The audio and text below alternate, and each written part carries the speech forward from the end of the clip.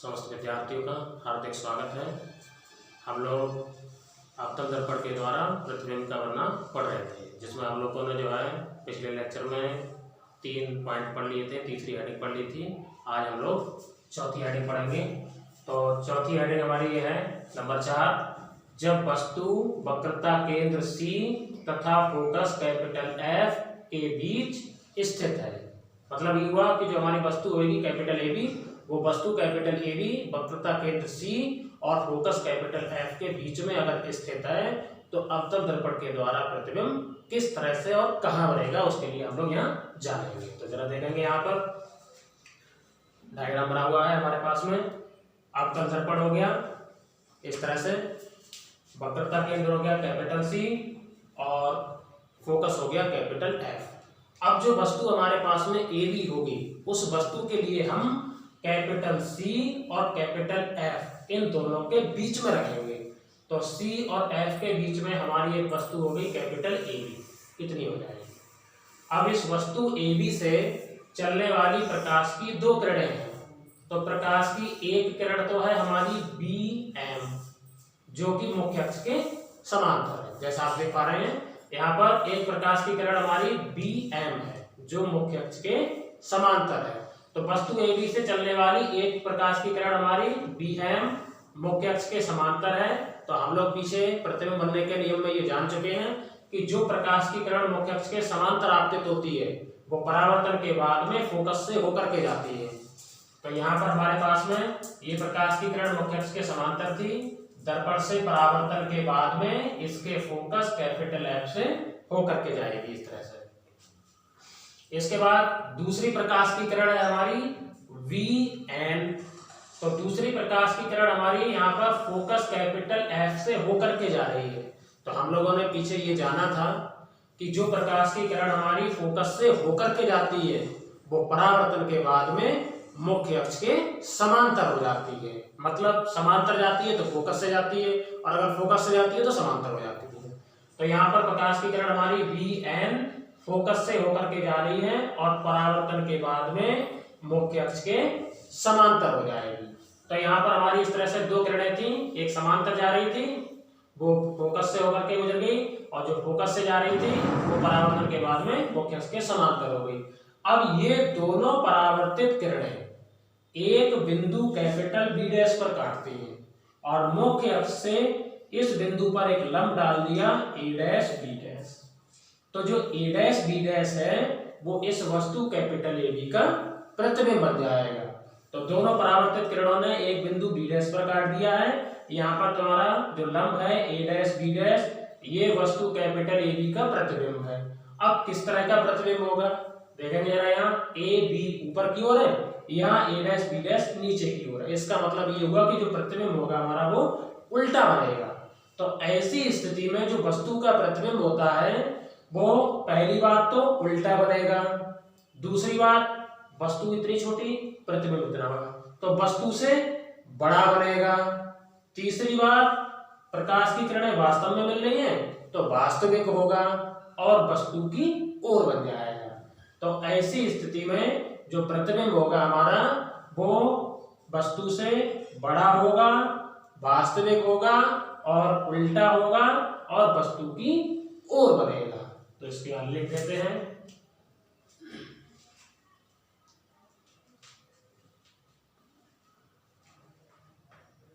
इस स्थिति में प्रतिबिंब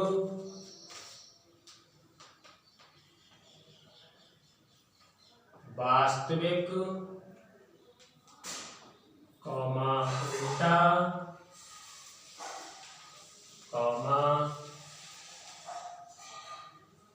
वस्तु से बड़ा और वस्तु की ओर बनता है। ये यहाँ पर हमारी मेन बात होगी, यही जानना जरूरी है इसमें। एक बार फिर से सुन लेंगे कि जिस समय पर हमारी जो वस्तु है वो वक्रता केंद्र C और फोकस F के बीच में रखी है, ऐसी स्थिति में वस्तु से चलने वाली एक प्रकाश की किरण मुख्य अक्ष के समांतर है, वो परावर्तन के बाद फोकस कैपिटल F से होकर के जाएगी।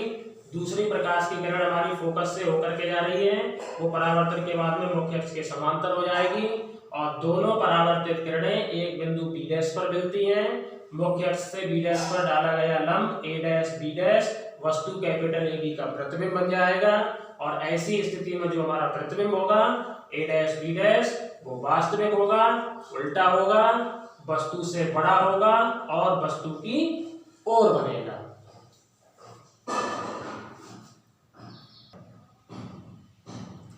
इसके बाद में नंबर 5 हेडिंग हमारी होगी कि जब वस्तु फोकस पर रखी हो। तो नंबर 5 हेडिंग डालेंगे हम लोग, जब वस्तु फोकस कैपिटल F पर रखी है।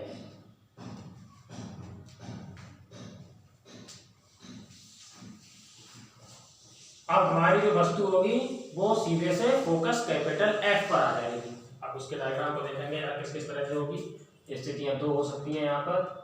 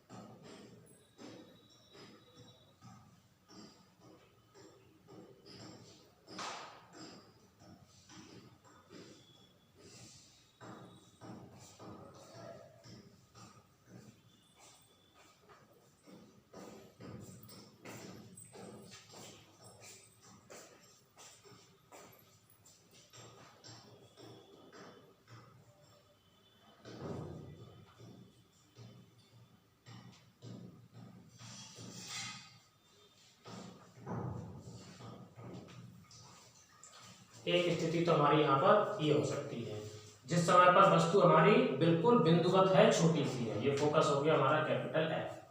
अब यहाँ पर अगर कोई भी वस्तु हमारी बिल्कुल फोकस कैपिटल F पर रखी है लेकिन वस्तु बहुत छोटी है, बिंदुवत है, तो ऐसी स्थिति में फोकस से चलने वाली प्रकाश की किरण परावर्तन के बाद मुख्य अक्ष के समांतर हो जाएगी। दूसरी प्रकाश की किरण है वो भी फोकस से चलेगी, तो फोकस से चलेगी, परावर्तन के बाद में मुख्य अक्ष के समांतर हो जाएगी। लेकिन अगर वस्तु हमारी बिंदुवत ना हो,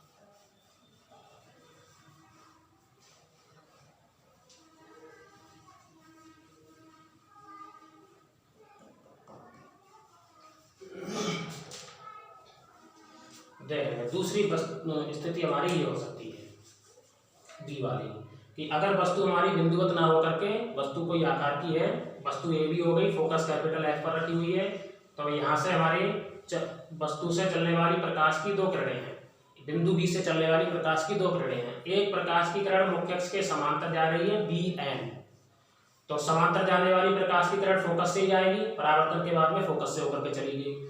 दूसरी प्रकाश की किरण हमारी है वी एम, जो कि इस तरह से जाकर के दर्पण पर आपतित होगी।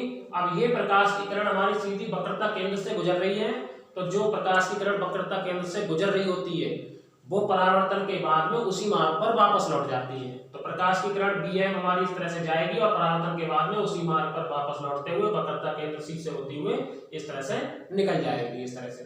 तो यहाँ पर हमारी इस स्थिति में दो स्थितियां होगी कि जब वस्तु हमारी फोकस पर रखी हुई है, तो अगर वस्तु हमारी बिंदुवत है तो यहाँ से चलने वाली प्रकाश की किरण मुख्य अक्ष के समांतर, या फोकस से चलने वाली प्रकाश की किरण मुख्य अक्ष के समांतर हो जाएगी। अगर वस्तु हमारी बिंदुवत नहीं है, ए बी इस तरह से है, तो यहाँ पर एक प्रकाश की किरण मुख्य अक्ष के समांतर गई, वो फोकस से होकर के चली गई। दूसरी हमारी ऐसी किरण है जो कि वक्रता केंद्र सी से गुजरेगी, तो ये परावर्तन के बाद में उसी मार्ग पर वापस लौटते हुए वक्रता केंद्र सी से होती हुई गुजर जाएगी। दोनों ही स्थितियों में आपके लिए यहाँ पर ये दिख रहा है कि ये परावर्तित किरणें आपस में मिल नहीं रही है। इसका मतलब ये है ये दोनों परावर्तित किरणें जो हैं वो परावर्तन के बाद में बिल्कुल समांतर जा रही हैं, बिल्कुल समांतर जा रही हैं। तो जैसे ये समांतर प्रकाश की किरणें जा रही हैं परावर्तन के बाद में, तो ऐसी प्रकाश की किरणें कहीं अनंत पर जाकर के मिलेंगी, ऐसा मानते हैं। तो यहाँ पर जो वस्तु का प्रतिबिंब होगा हमारा वो वास्तविक होगा और उल्टा होगा और वस्तु से बहुत बड़ा होगा, क्योंकि कहीं अनंत पर जाकर के प्रकाश की किरणें मिलेंगी। तो जिस समय पर वस्तु हमारी फोकस कैपिटल एफ पर रखी है, ऐसी स्थिति में प्रतिबिंब हमारा वास्तविक, उल्टा, वस्तु से बहुत बड़ा और कहाँ बनेगा, अनंत पर बनेगा कहीं जाकर के। तो यहाँ पर इसको लिख देते हैं।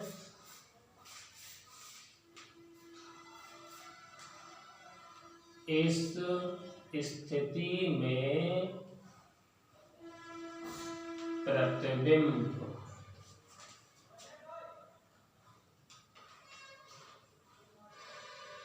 वास्तविक, उल्टा, वस्तु से बहुत बड़ा,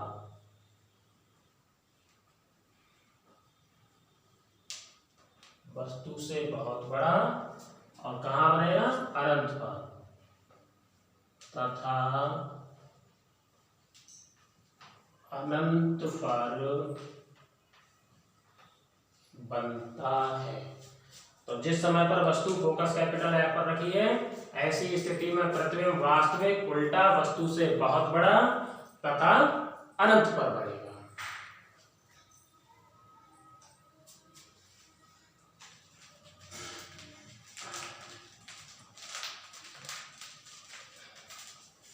इसके बाद में नंबर 6 हेड डालेंगे। जब वस्तु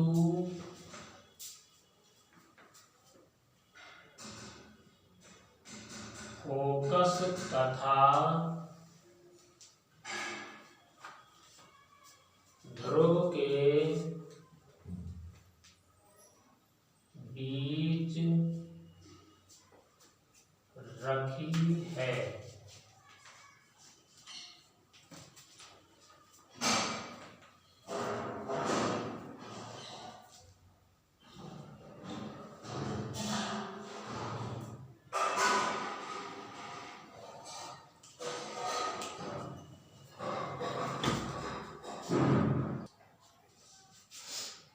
अब नंबर 6 हमारा, जब वस्तु फोकस कैपिटल एफ तथा ध्रुव कैपिटल पी के बीच रखी है, तो ऐसी स्थिति में अब अवतल दर्पण से प्रतिबिंब कैसा बनेगा, कहाँ बनेगा, उसको देखते हैं जरा।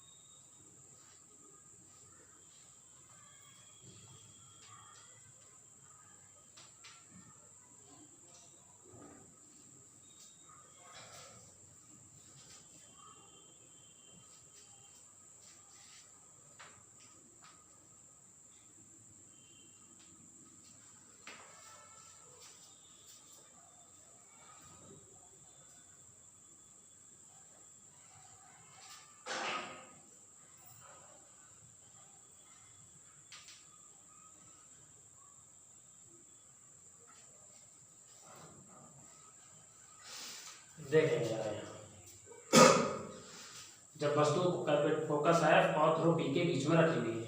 दर्पण हो गया, अब तो दर्पण हो गया, ध्रुव कैपिटल बी हो गया, फोकस कैपिटल एफ हो गया। अब वस्तु ए बी जो है वो पी और एफ के बीच में आनी है, या ऐसे कह सकते हैं एफ और पी के बीच में आनी है। तो वस्तु कैपिटल ए बी हमारी ये होगी फोकस और ध्रुव के बीच में। अब वस्तु के बिंदु बी से चलने वाली यहाँ पर प्रकाश की दो किरणें, एक तो हमारी प्रकाश की किरण है वी एन जो कि मुख्य अक्ष के समांतर है। तो हम लोग जानते थे मुख्य अक्ष के समांतर वाली प्रकाश की किरण परावर्तन के बाद फोकस कैपिटल एफ से होकर के जाएगी।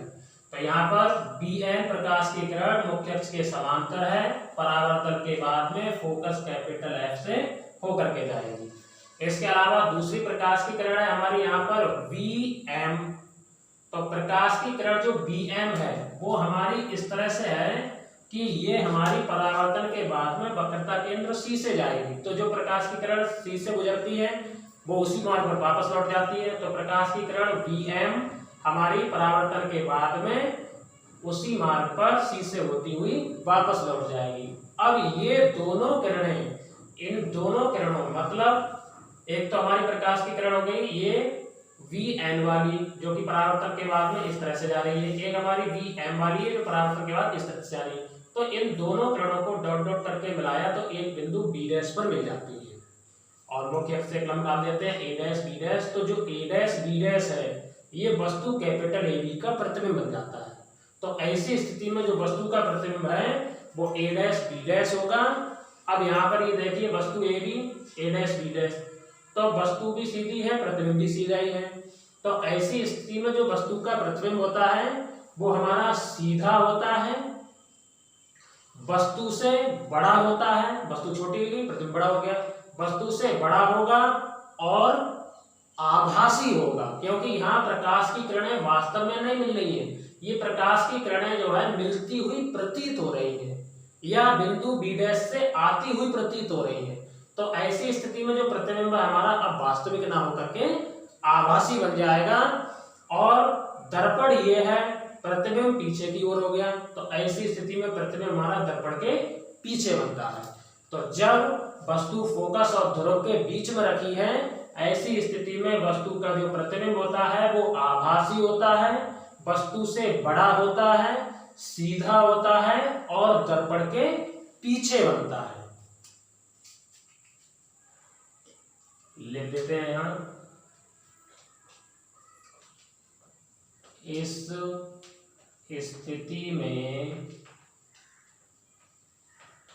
वस्तु का प्रतिबिंब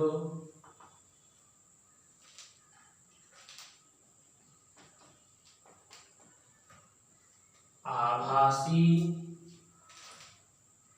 कॉमा सीधा कॉमा वस्तु से बड़ा,